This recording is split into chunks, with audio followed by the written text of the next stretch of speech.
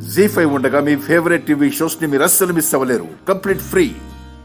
మీకేమైనా పిచ్చి పట్టిందా? ఆ పాములు ఏమైనా మనల్ని హాని చేయడానికి వచ్చాయా? లేదే. వాటి నివాసమైన పుట్టలో ప్రశాంతంగా ఉన్నాయి. మనం చేసిన శబ్దాలకి భయపడి బయటికి వచ్చాయి. మూగజీవాలకి హాని కలిగించే హక్కు ఈ ప్రపంచంలో ఎవరికీ లేదు. ఒసే పిచ్చిదానా, అక్కడి నుంచి ఒక పాము నిన్నిక్కడికి తరిమింది. ఇక్కడికి రాగానే మాయమైంది. నువ్విక్కడికి రాగానే ఈ పుట్టలో ఉన్న పాములు బయటకొచ్చాయి. ఇవన్నీ అనుకోకుండా జరిగాయి అనుకున్నావా? ఏదో కారణంతోనే జరిగింది. కాంతా, మనలాగే అవి కూడా ప్రాణులే. వాటికి మనలాగే స్వేచ్ఛగా బ్రతికే హక్కుంది. వాటి స్వేచ్ఛని హరించే హక్కు మనకి లేదు. దయచేసి ఇక్కడి నుంచి వెళ్ళిపోదాం. పదండి, పద. నువ్వు చెప్పేది నిజమే కావచ్చు, కానీ అక్కడ పాము నిన్ను చంపడానికి నీ వెంట పడినప్పుడు నా గుండె ఆగినంత పనైంది. ఈరోజు ఆ పాము వెంటపడింది. రేపు ఈ 2 పాములు నీ వెంట పడవన్న గ్యారెంటీ ఏంటి? రేయ్, అదలాగే మాట్లాడుతుంది. మీరేసేయండ్రా. ఆగండి.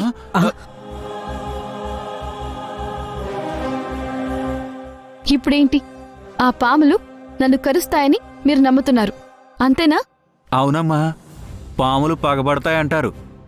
పగ పెంచుకున్న పాము ఎంటబడి మరీ చంపుతుందంటారు. అందుకే మళ్ళీ నీ జోలికి రాకుండా వీటిని ఏసేయడమే మంచిదమ్మా. ఫూలిష్గా మాట్లాడుకు మావయ్య. పాములు పగబట్టడం ఏంటి? వాటికి నేనేం అన్యాయం చేశాను? ఏం ద్రోహం చేశానని నా మీద పగబడతాయా? భామా, నీకు చెప్పిన అర్థం కాదు. నువ్వు పద. ఆగు కాంతా.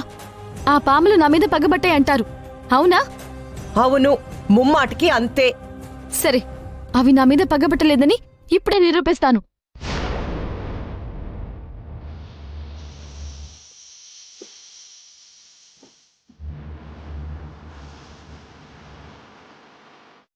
ఏయ్ భామా,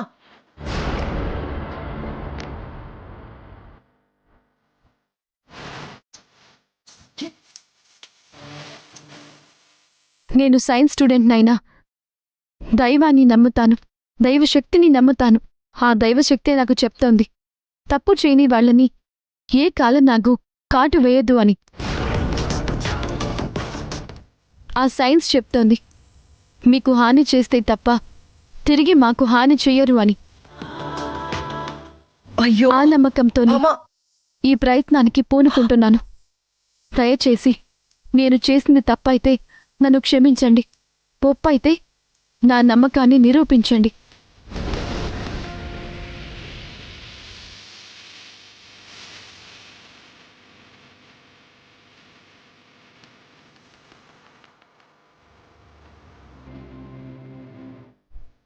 భామా,